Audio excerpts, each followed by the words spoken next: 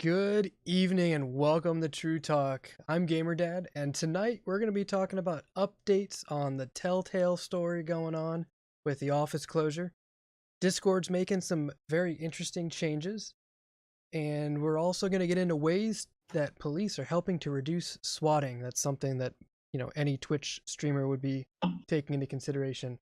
Also, Valve is cleaning up their trolls, and Crossplay. Is that a thing now? So let's get into it.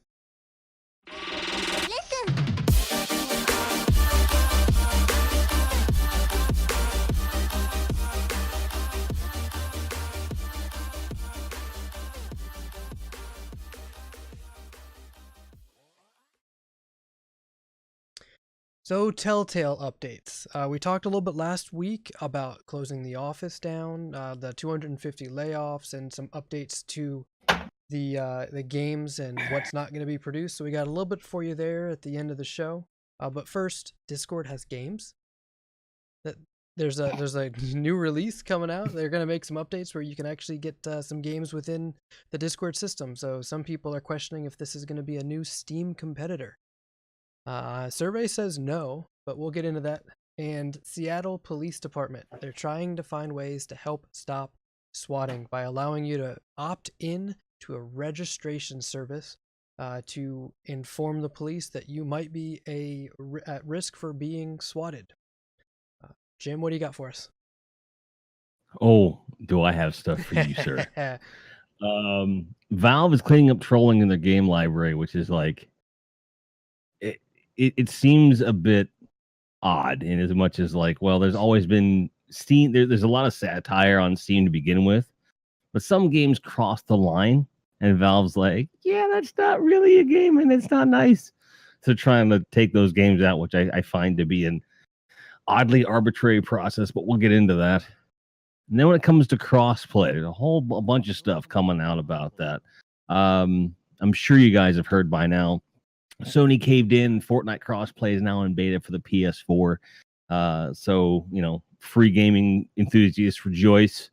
And, Epic's over there going, we won, and it's kind of great when a game that costs nothing is able to leverage, financially against Sony. So I'm good for them. And there's been further news coming out since then. Activision basically came out and just flopped their genitals on the table and said, yeah, we really support all this. So they're talking about Black Ops, Overwatch, and other games that I don't really care about. But of course, Destiny 2 cross-save and cross-play is likely to happen. So that was the only thing for me, which was like, okay, now this is a real thing. But we'll talk about all the implications, what's possible, what we do know, and what we don't know yet, but we really want to know. But speaking of things that we want to know, we want to get to know our guest this evening, a Mr. Edible American. Hey, I want to say either there's American, you can say American or Merkin. I'm gonna just kind of blend all those together at any given notice, and there's gonna be no warning. Most people just call me Edible. I'm sure they do. It's so awkward though. I mean, that's the thing. Like, hey, yo, Edible. Like,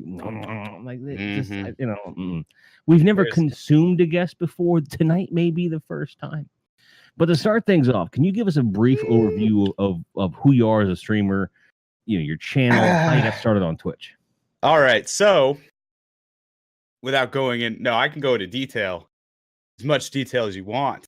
But basically, I'm a little bit I'm immature. Number one, my name is my name is the way it is because it used to be Agent Dutch Oven. I was part of a Call of Duty clan on Xbox, right? So it was the International Association of Firefighters. So IAFF clan tag combined with Agent, the first two letters in Agent, made it a no-go for me to have that tag. Oh. So it was a TOS violation, completely whatever. Then I changed my name because my platoon unofficial mascot and call sign were Merkins. to Edible Merkin. And after about 8 years of having that gamer tag, once again, Xbox said, can't have Edible in front of Merkin. You can have Merkin, but you can't. So they took my name away, and I was Grassy Doe. So the During that question time- becomes like, I got to stop you there before you move on. Like, I need to know, like, what part of the TOS were they concerned with? Was it that were they concerned about American cannibalism? Were they concerned about the implications of perhaps edible THC in front of American? Like, what makes that bad? But the 3 makes it just fine. Like, no, it didn't. It didn't initially. Twitch doesn't care. Basically, a Merkin is a device used for movies for a prop. It's a wig for somewhere else. But so Xbox told me that it was explicit saying a medical term cunnilingus. All right, so medical term. So we warned him that we're moderately family friendly, so I can see Edible like trying to he's got trampolines jumping around crap here. Yeah. It's about going down on a lady, okay? Yeah. It's about a special time. All right, when a man loves special time, or a woman loves a woman. Anyway, it doesn't matter. So in that time, they removed the space in between the first and the second name, so you could no longer have a space and you couldn't have an underscore on Xbox. So I had to put something in there, so I put an X because it was the most. You couldn't put any special characters. I had already built a community. Yeah. So I already built a community. That's where the name comes. But I just like to crack wise, play games. I play mostly Destiny 2 lately. It's saved again. Which normally involves him just yelling at Gringa. Maybe that's why she's angry. We don't play together a lot.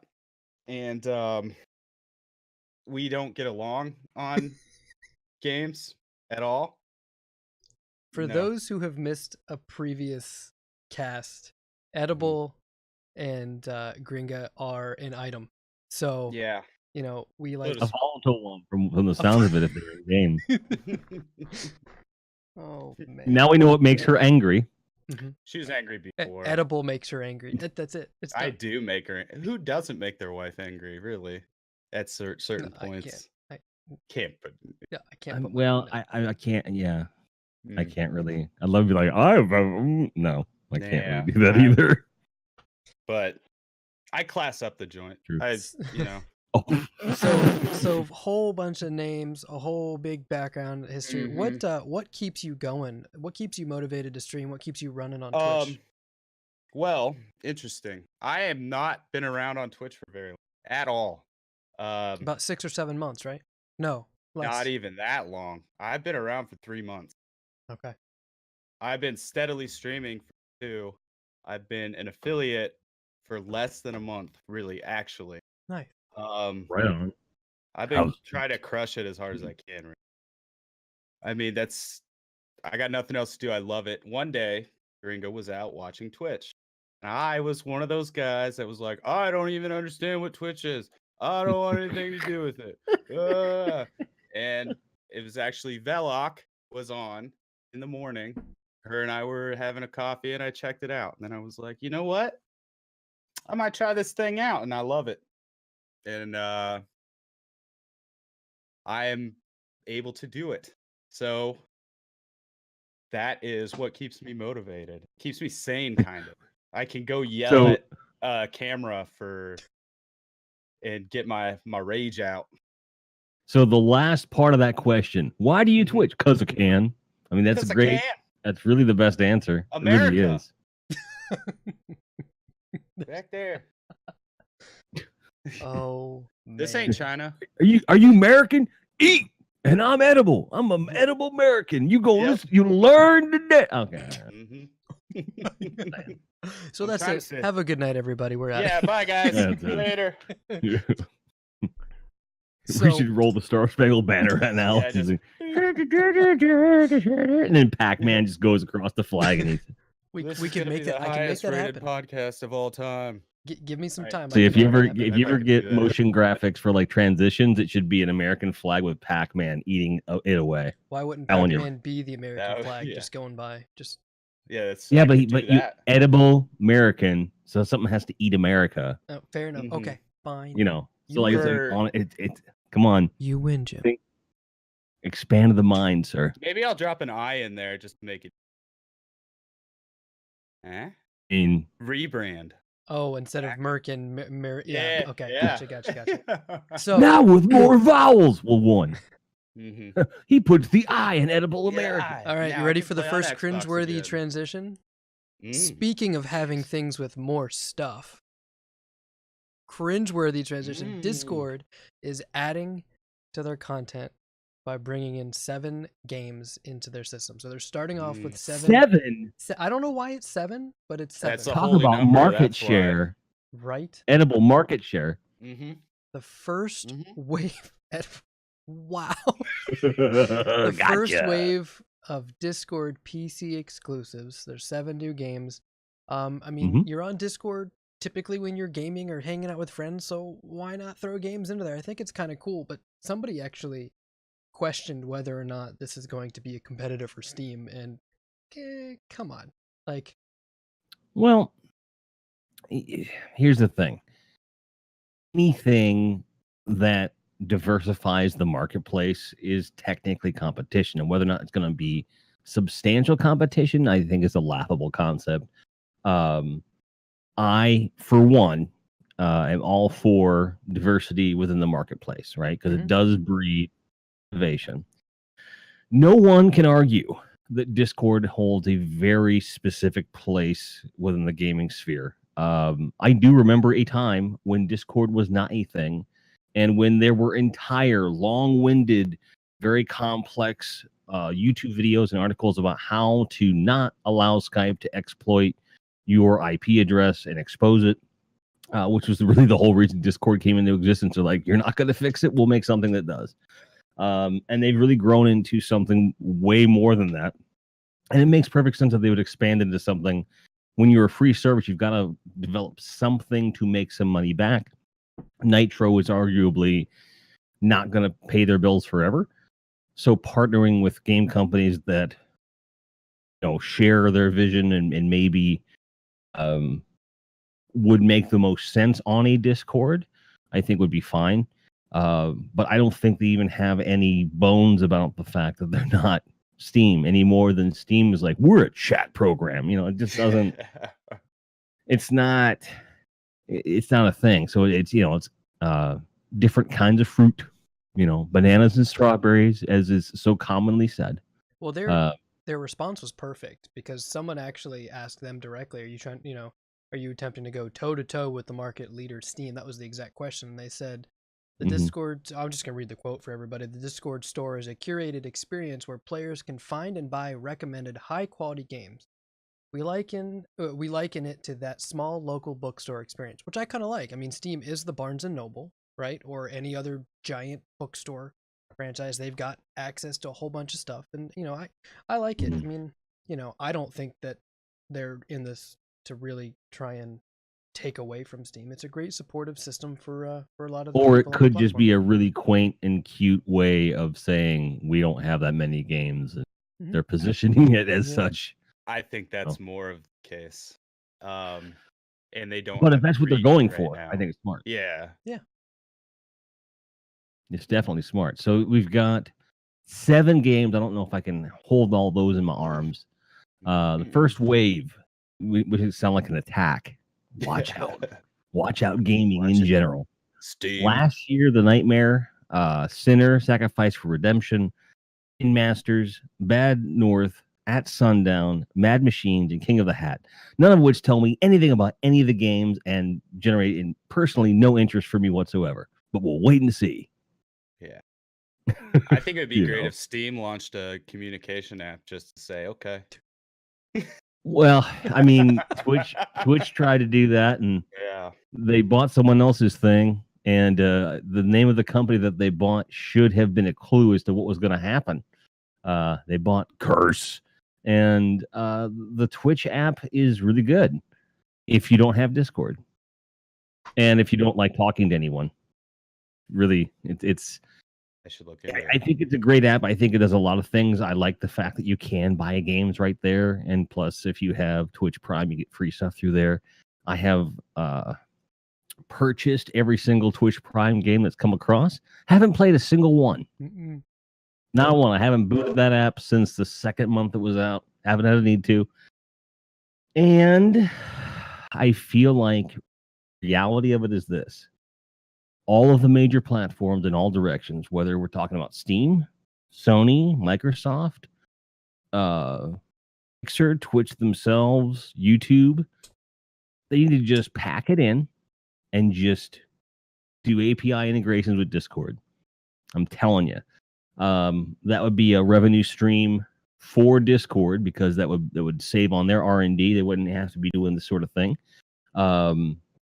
They could license out their software and API, and also all the money that these other platforms spend on trying to outdo Discord at what Discord does wouldn't have to be spent anymore.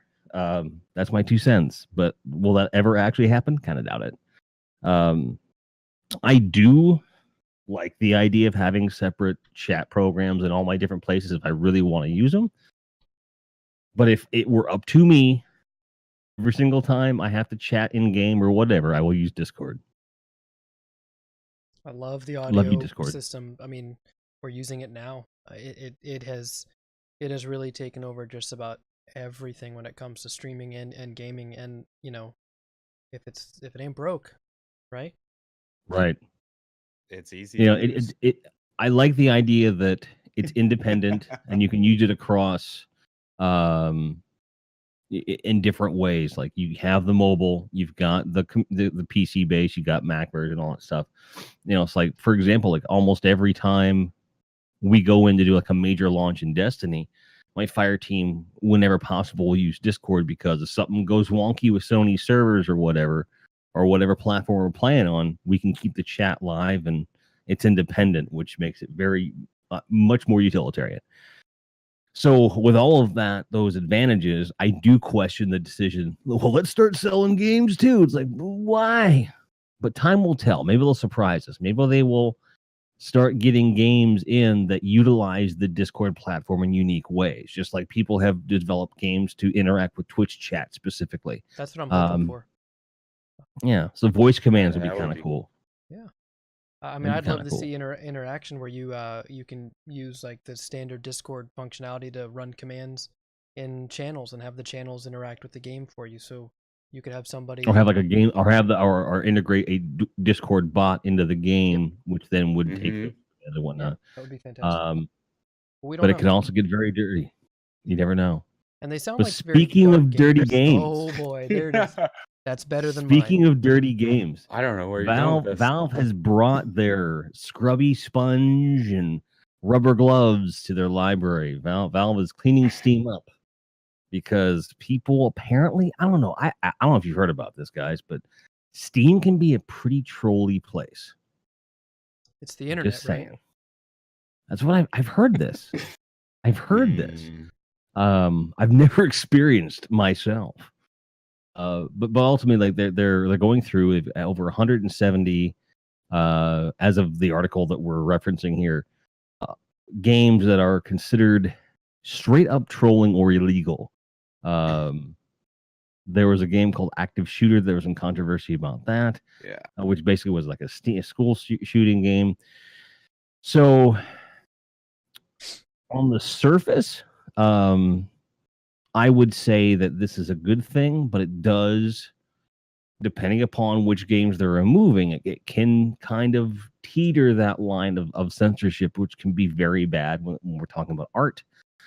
I would argue that when there are games that are straight up copying mechanics from other games and are designed by default to basically be viruses and stealing stories from other games and stuff like that, that's not good. So I don't want to advocate censorship of any ideas because the thing is, if you're crafting something that is functional game that has some degree of good mechanics to convey what you want to convey, there is very little that I would find completely tasteless in the sense that it shouldn't be allowed to exist. Okay. There was a game, it was about 3-4 years ago. Polish company put it out, and the whole point of the game was the guy was running around and it was like Postal to the nth degree. I forget the name of it, but it was a huge deal. Came out because it was basically complete psychopath kind of thing. There was no redeemable qualities to it, but to me it was like it was a very offensive game for me. The fact is that I would argue that it has as much right to exist in the marketplace as something that I don't find offensive, provided that there wasn't something there that was out and out trying to hurt people, you know.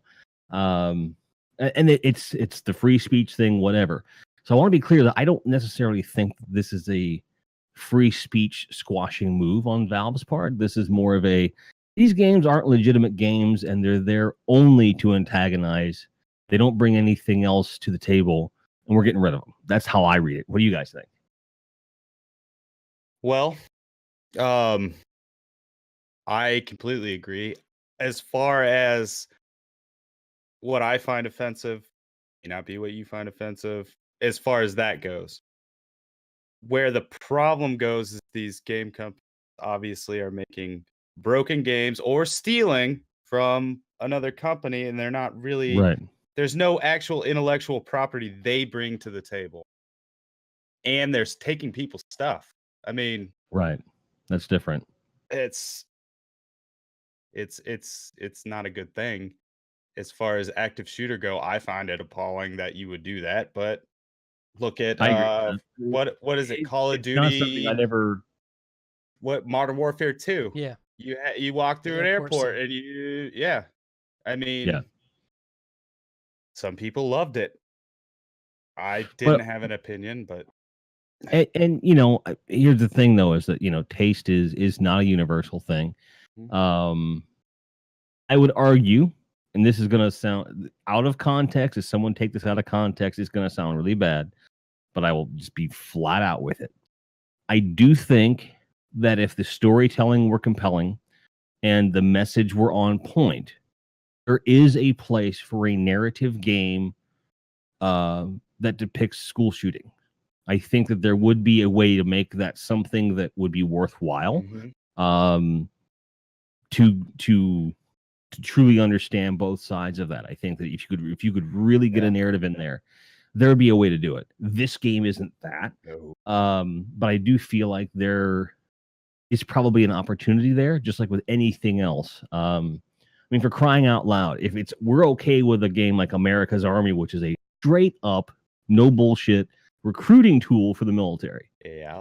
Then you have to be okay with at least maturely discussing other things, so I feel like there's a place for everything. Yeah. If it's done with a degree of respect and a degree of quality. It could be a completely disrespectful game, but if it was a well done game, it's like, well, okay. But this is not what this is about. No, not that game. I'm with you guys. If you're like, well, let's just make a simulator where people can go do this. Like that doesn't really. No, that's not it. I mean, look at Detroit Become Human. Like they had an entire opening segment where, depending on your actions, the narrative wound up. I mean, there was severe child abuse implications and actual, I mean, and there's, spoiler alert, guys, the game's been out long enough. I don't feel bad dropping this. There's parts of the storyline where the daughter dies. She gets beaten to death, I think, is one of the outcomes potentially of the story, depending on so yeah, narrative wise, it's an awful, awful thing to experience. But the way the game was designed, the way the story was designed, it immerses you into that to make you actually care about your decisions. And to be honest, some people getting curious about, well, what if I did this? What else happens? So it has its place. I don't condone that sort of behavior in real life, but it's a real situation. So, I mean, exposing people to it, you know, seeing how the rest of the community reacted to it, those are all And really and to be beneficial. fair, like there's I don't think anyone ever really questions like you look at like a serial killer documentary series, or things that explore the mind of the imbalance and so forth. No one says, well, is that something that should be available? Like it's something we accept. And on the same token, if we were to take that and look at a game like Hard Rain, which is literally about a serial killer, Mm-hmm. you know, and it really delves into these like the minds of how that can happen, and you're learning about that kind of thing. Very well done story, very well done game, highly lauded. But on the surface, it's a game that discusses in great detail serial killing. Mm-hmm. So does that glorify serial killing? I don't feel that it does, any more than Destiny glorifies killing aliens with an automatic rifle. Because we all know in this meta, pulse rifles are pretty good. Oh, I would, if I saw an alien tomorrow, tell you what. No, but I mean, but look at it through space magic, mother. You know, Independence Day I used 3 to play, confirmed. what was it? Heist? No, not Heist. Payday. Oh yeah. I used to play Payday all the time. I didn't want to go rob a bank. This is not because I can do it at home. It's a happy lot stuff. easier. Yeah. Exactly. Eh. And you know, so like and the reason I brought all this up is that there's a knee-jerk reaction, I think, sometimes, especially on the internet, when you start to see things being removed from a platform like that. People want to cry censorship. Sometimes that is the case. This is not one of those times. By and large, if you go on the Steam library right now, you're going to find a lot of stuff. It's like, really? I didn't know there were that many tentacles able to be made on the screen at one time games. Yeah. There's some crazy stuff out there. And so, but this is about making sure that whatever experiences are on the Steam platform do uphold the standard of at least being able to be called a game and being something that's not harmful to the community. That's really all this is about. Yep. And I applaud Valve for doing that, which some might argue was a bit overdue. Speaking of things that are overdue, Joe, what's the next topic? So swatting. Most streamers and most viewers have heard of this concept before. It's essentially where a troll or someone who I would define as actually not a human being would call the local police to a streamer and report some sort of a hostage or urgent situation, which would involve the SWAT team breaking down the door, rushing into the house, and arresting that individual. It's and in one case where someone actually was swatted, it wasn't even a stream. It was a gaming incident where someone actually got shot and killed over a case of mistaken identity, an in-game argument. So it's something that affects in many, many different ways, and it's been a serious problem for over 3 years now. And in Seattle, they're like, we recognize this. And they have, would you call it a registry or like an opt-in thing? It's an opt-in thing. Yeah, they're calling it an opt-in registry, but to me, I don't really see it that way. It's basically an information list for the police department to have you on file as swatting concerns. Yeah. So you can report in, you can fill out the form or whatever, and they will put you the address of your streaming location.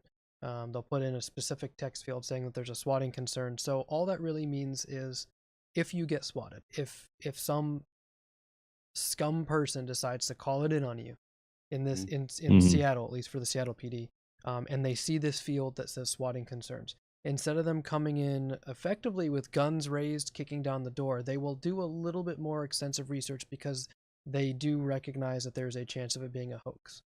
We don't know what that means, to what extent that will be for their research. We don't know how they're going to verify things, but you know what? If my little town offered this, I'd be on the list first thing because... Well, there's a link in the article that actually takes you to the Seattle police site, and the last paragraph talks about this company called Rave Facility.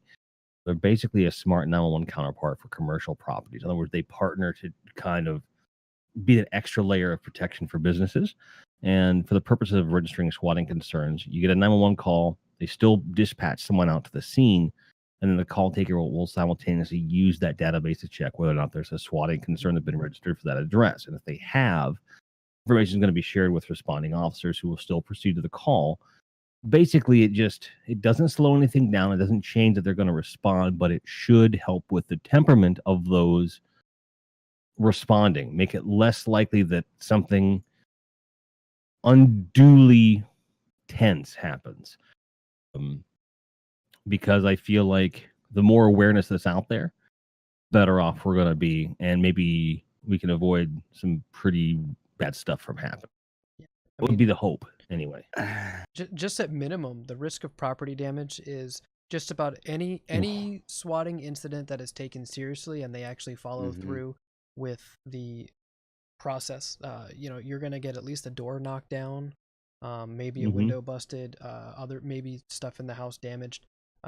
Pets, I would fear for anybody's dog who barks at the entrance of, I know I'm getting kind of morbid or dark here, but it's a scary thing. There's a reason. You've been to this podcast before, I know, right? There's a reason why I've registered a PO box, and everything that I have now is registered through a PO box because I have a 2-year-old, and I'm not gonna let anybody easily mess with her. Right. One of the things that I've talked about on one of our sister podcasts, how to deal with trolls on and how you register yourself with either like a UPS store address. I reference the UPS store in particular because it's an actual street address, functions as a PO box, and so you can actually have everything done there. You can register your business address there and all this other trash if you can't afford an actual space or whatever. So I feel like there's so many things that you can do in the beginning to keep yourself from being a target in the first place. And then with a service like this, you could register both your registered business address, if you use like the UPS store or a PO box, as well as home address too, just to make sure that whatever happens, you are protected. I think it's a smart move, really smart move. I do hope that it spreads quickly. They seem to be taking it very seriously, which is all we've ever asked for. And that's the reality of the work that we do, whether we regard it as a career or a hobby or both. I think it's a smart move. And as things continue to expand in this marketplace and on this platform, I feel like safety is of the most importance. But sometimes we just want to have fun as we expand. And that brings me to crossplay. Yes, the moment you said expand, I'm like, I know where he's going. I may be predictable, but you know what? Just because you know dinner's coming doesn't mean it's not going to be delicious. And those are my transitions, folks. You've come to love them. You can't deny it. And I'm not going to allow myself to be sullied. Let's start at the beginning with what opened the door for all of this. Epic has had their hands on their hips for close to a year now, saying, you're ready to flip the switch for crossplay on Fortnite. Sony's not letting it happen. And they've said it publicly over and over and over. And now, because they have such a gigantic market share of the gamers' attention and an entire generation of people that maybe would never have played video games are now like super hardcore gamers because of Fortnite. And if the platform owners like Sony, Microsoft, Steam, whatever you want to talk about, the list goes on, you have to be able to appeal to those younger people. Epic understands that. They know the leverage that they carry in the culture of gaming, which I think is such a cool thing. No one expected that, including them, but they're like, well, now we're in this position. We can use this power for good. And they've basically strong-armed Sony and the other companies into initiating crossplay. And as of last week, Fortnite is part of a beta to allow crossplay across all platforms. So that means mobile, Switch, PC, Xbox, PlayStation 4, Xbox. They can all play together indiscriminately. And it's not just cross-play. It's also, and this is my favorite phrase, cross-save. So anything you buy in the game is accessible anywhere, unless it's a platform-exclusive item, which is a huge precedent in so many ways. Because, and I want to get to this, Sony has Such a platform. kid in a candy store with this topic, I tell you. I am. Sony has platform exclusive items in Fortnite. So does Microsoft. So does Switch. As I don't think PC does. I don't think so. But the fact is that knowing this, and they're initiating out the gate. Sony's whole stance was, we know you guys wanted this. Even Sean Layden, the president of Sony Computer Entertainment of America, like, this took longer than I wanted it to take, but there were some real concerns technologically. Basically, he wanted to make sure, as did the company, that if they were going to do it, that it didn't detract from the experience that you would have on that platform, or that opening their platform across other lines would not detract from their experience. And I really don't feel like that's a company line. I really don't. I feel like that was a smart move because, and let's be honest, Sony's engineering and network prowess is not lauded as being something good. They kind of suck at it. And I think that if we're like, we're going to flip this switch, we want to make sure it's not going to hurt anything. I think it was always less about the bottom line and more about making sure it didn't create more problems for people wanting to do it, because that would hurt their bottom line. I truly believe that. I'm not going to sit here and say they're a hero for finally coming to the party, but I applaud them for finally coming, getting on. I just wish that they had said something sooner, like, look, instead of all the stupid crap they were throwing at us, because I think what they were doing was pushing away the subject while they figured out if they could do it. If they had come out and said, because here's the thing, Sony it's a Japanese company. They're privately owned. They don't want to mess around. But I feel like if they'd have said, we know you want crossplay. It is something that we're looking into. We don't know how it would affect our platform or other platforms if we were open those floodgates. We're looking into it. I feel like that would be even more of a shitstorm than it was when they said 3 years ago, we're looking into changing your PSN screen name. Because what if it turned into something like that where they just couldn't get it to work? They've been stonewalling while they find out, and then just came out and, here, you've got it now. And it's still a work in progress. So a week later, Activision comes out and says, we fully support this initiative. We, have a strong history with games like Overwatch and, other games that are stable with crossplay. And they've flat out said they want to see Overwatch, Black Ops, Destiny, and some other games that are stable work in this way.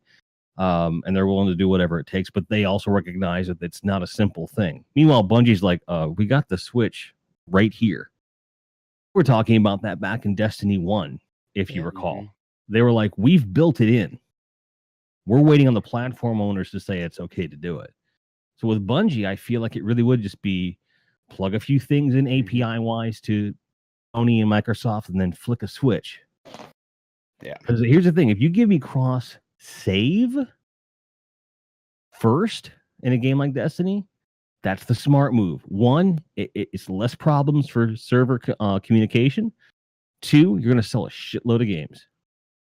Because think of how many people currently play on a console but have a kick-ass PC, and they haven't been playing it on PC, or they haven't even bought it on PC because they don't want to lose progress. That's why I don't have it on the PS4, because I've already started on the PC. And here's the thing. You would probably buy it on PS4. I would start playing on PC regularly again. I get to, because if I get to take all of my progression that I have and just do across platforms, like I haven't played Destiny on a couch.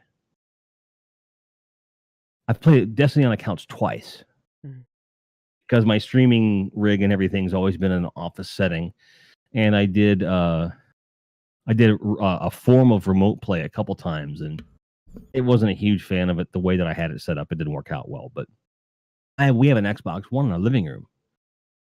Dude, I would absolutely pick up the Xbox One controller and play it in my living room once in a while as a different way of playing the game. If I had that option and not losing any progression. I mean, my Xbox One character is like 265. has like maybe 12 hours on it. Oh wow. You know, but he's sitting there. You'd sell more copies of the game because you'd be able to have that cross save, but then cross play would also bring together clans like the clan that Joe and I belong to, the C4EC. We had a large group of arguably some of our best players. No, I would say a large faction of our best players all moved to PC over the last year. And some of them are our best raters. In that transition, but I mean, like they miss all their old stuff. I mean, think about it. Like, Mm-hmm. you know, I'm getting excited about this weapon or this exotic, that I'm finding, and they're like, I missed that. It's on my PlayStation account. You know, Right. But Right. the other thing that I'm most concerned with, you know, like, we'll go back to Fortnite for a second. I know we want to talk Destiny, but going back to Fortnite for a second, if you've got, you know, you spend all this, you get all these V-Bucks and everything like that. If Fortnite was all these separate from all the other systems, you know, imagine all the money people spent on a PS4 to build up their character, and then they went and played on the PC and they spent all this money. Like, what are we doing? Where's that going to go? Because if you bought the same costume or the same weapon or the same whatever on both systems, Right. you know, when they merge together or help you set it up, like what happens there? You know, that's why they I'm going to be honest with you. I'm going to be honest with you. No one's going to care. I don't think anyone's going to care. At the end of the day, it's like, well, if from here on out, I can pay for it once and use it everywhere, that's a win for everybody. Because you know what? I've never paid for anything in Fortnite. If this becomes a thing where like it comes out of beta and it's a lock and they're saying we're definitely keeping this, I might start buying stuff in Fortnite. Yeah. Yeah. It would make it worth it. I would go play on my PlayStation. I would go sit on the couch and relax and play on the PlayStation and or whatever. When we talk I still about wouldn't like play Fortnite, but I like Fortnite. It's a great game of hide and seek. Not as good as say Watch Dogs, but it is. I have a little bit more of a conspiracy theory behind this. Oh boy. Oh, okay. I gotta hear this. Okay, so PS5 is coming out in probably 2 or 3 years, 3 or 4 years. We have no idea. It's coming out, the and rumor I believe says end of next year, but that's a lie. That's rumors. It's not going to be had to deal with after 2020. It's after. I agree with you on that. I agree with you on that. I believe they just did a price drop in Japan on the PS4 Pro to where it's on par with what the regular PlayStation is in Japan. So I believe them bowing to Epic basically is, I want to sell more of these consoles. I want to sell more of these games on my platform. And this is a good way to do it by enabling crossplay. And if out the gate your new console is touted as crossplay, then what you can do, and I've been saying this for years, and I've got YouTube videos and podcasts that go back years that say this. If they just opened everything up and stop making it about exclusive this or that, that puts more pressure on you to create exclusive games that are actually worth a shit. Yep. And it also puts pressure on you to create feature sets that are worth a shit. Yeah. So like make it so that I want to play on your platform versus the other. Yes. So in other words, like here's the thing. If I know I can play my game anywhere and eventually buy your console, give me a reason to do that. For example, right now you've got Spider-Man, which is, I would say, inarguably the most successful platform exclusive game of this generation. In terms of it's got mainstream appeal to it. I haven't heard a single bad word about it. It's coming out at the right time where Marvel fever is at its height.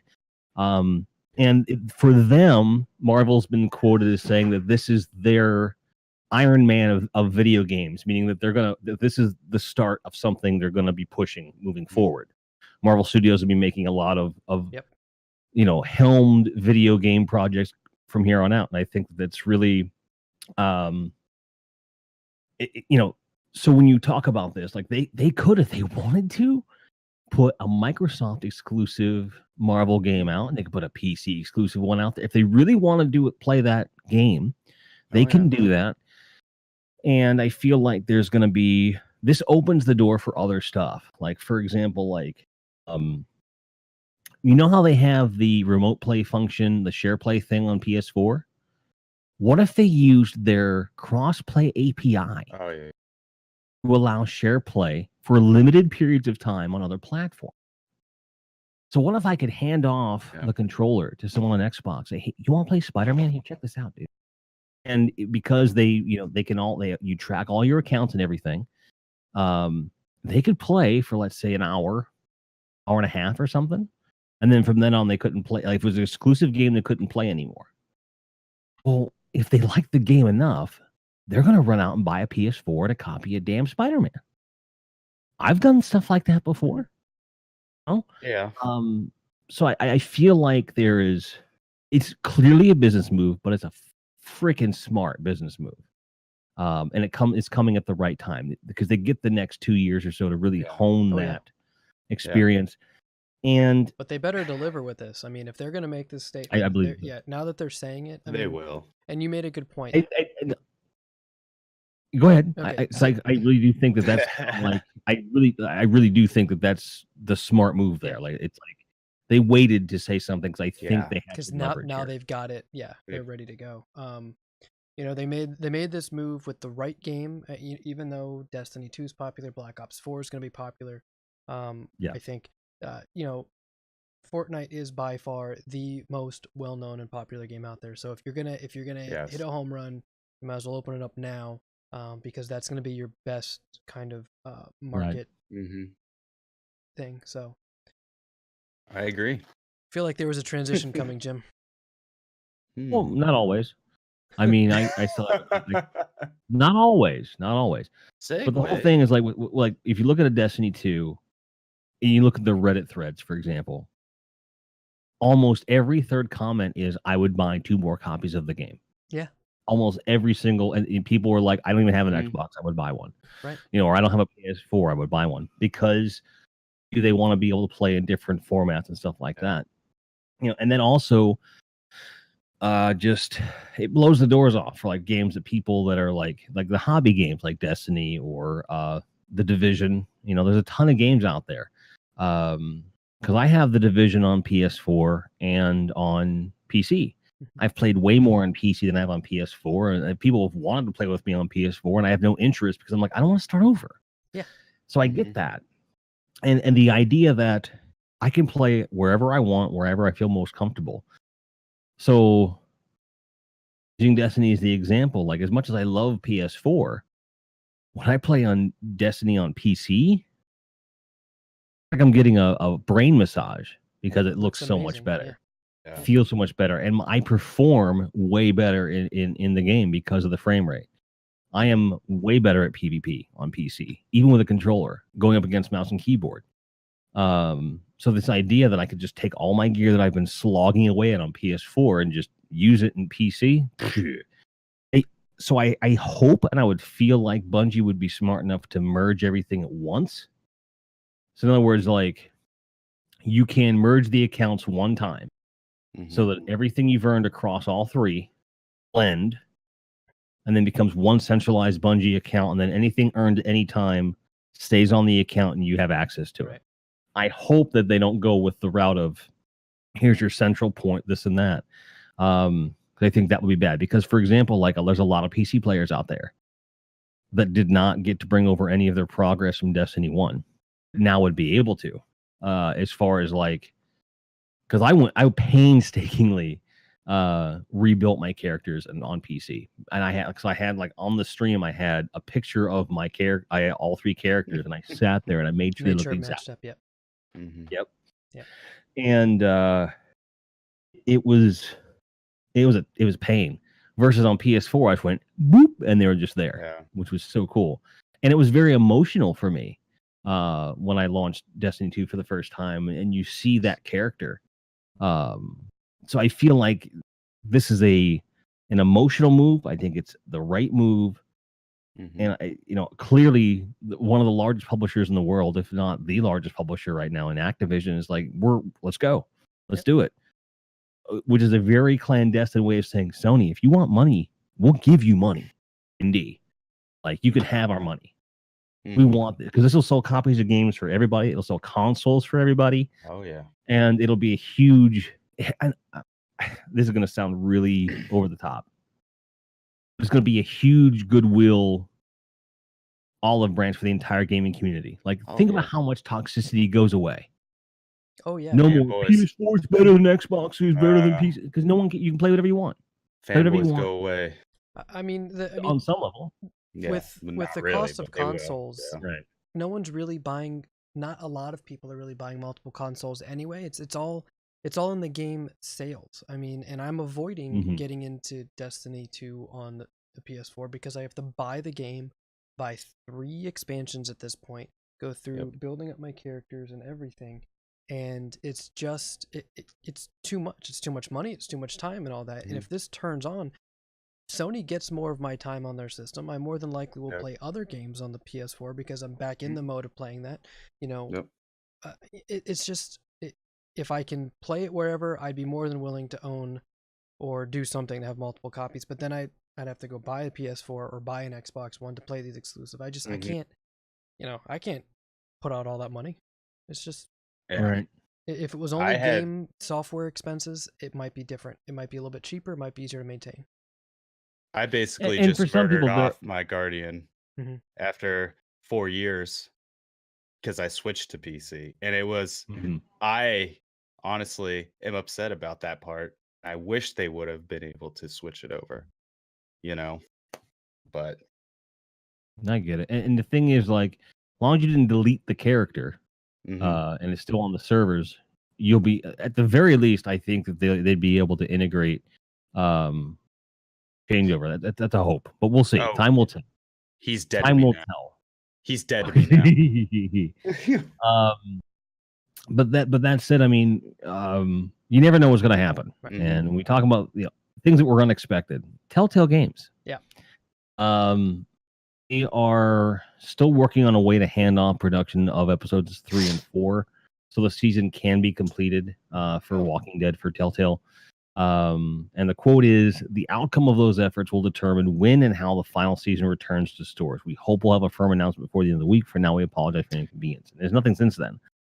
This was last week, so they didn't even meet that end of the week announcement to provide additional information. So it's it's a sad story because on our last episode, we kind of brought up the news on this, and we had also at that time found out additional information that the episodes were going to still be finished, which was kind of upsetting because they didn't give severance to their employees. I'm not going to get back into all the details, but they were there was hope. Now it doesn't sound like there is hope. Now they're trying to see if someone else will pick it up. It's a shame. But for those that were excited about the Netflix and TellTale kind of team up with Stranger Things, Netflix has decided we're still planning on doing this. We don't need them. We'll figure it out. Netflix. So there's a Stranger Things game that was in the works that was going to be TellTale, and Netflix is saying, well, we're taking our license and going somewhere else. Netflix will just what the opportunity. I was going to say the opportunity to grab up all those TellTale guys and be like, Netflix games, boom, and Netflix would put a ton of money into it. Netflix, I hope you're listening. A lot of people just lost all their health insurance as of today.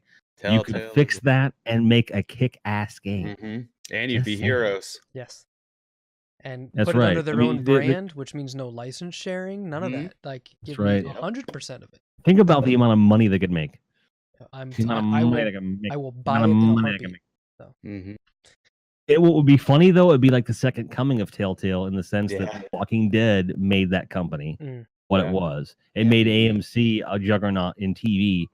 So now Stranger Things, which I would argue is a very similar story to what happened with The Walking Dead, where no one expected it to be this big as it was. Yep. That could be this idea of, because they're doing this thing. I don't know if you saw this, but Netflix is taking some of their shows and making them choose your own adventure. They have alternate endings, and you can choose the endings of shows now. Yeah, look at Joe going. Yeah. We're going to find articles about this and talk about that next week. Yeah, so when one considers that they're talking about interactive television, it makes perfect sense that they would go into games. And I really, really hope that Netflix really doubles down on this idea and creates their own gaming studio with TellTale employees at the helm. Here's the money. Here's the security. Do this the way you want it to be done. Imagine these guys being able to make a TellTale engine with today's technology the way they want to make it. Yeah. And make it work on the Netflix application. And then throw in TellTale Easter eggs. Dude, here's the thing. Like, think about from a property standpoint, Guess what? Guess what your first 4 or 5 games are for Stranger Things? Daredevil, Punisher, Jessica Jones, The Defenders, and Iron Fist.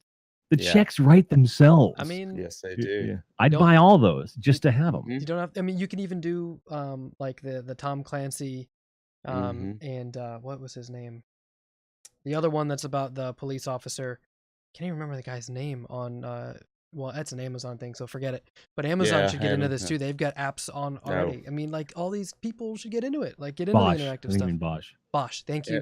Yes. Oh yeah, Bosch. It's a Patterson book. I think. So no, I think it's a great idea. I would love to see Netflix put games on their apps. I would love to see this become like this opportunity no one expected to have happen. Love to see that.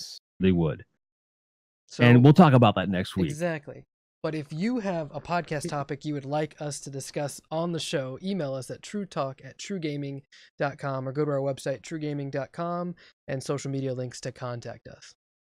Remember to subscribe to our channels for episodes via YouTube, Twitch, iTunes, that one that has an R in it, SoundCloud, and now on Spotify. I'm not saying it. You can say it if you want to, but I'm not saying it. Spreaker. There you go. And we'll be back in 1 week with more True Talk with our special guest, Eshnid. Make sure you guys check out the Discord at discord.gg/TRUgaming and tell all your friends, unless you're like Jim and don't have any, about the podcast. I'll be your friend. I appreciate that. Jim always has that line to close, so I had to go there. I always have to read that one. And I keep meaning to edit that, and I haven't yet because I absolutely have friends. God damn it. That's great. But Edible, it was a real pleasure having you here. Oh, it was great to be here. Thank you so much for being here with us. No, thank you for having me. Pleasure's all mine. Absolutely. And it's past my bedtime, so saying. Well, remember, Pac-Man eating an American flag. I'm telling you. So it's a transition for you. Say goodnight, Jim. No. Say goodnight, Edible. Good night, Edible. Have a great night, everybody. Thank you. Cheers, guys.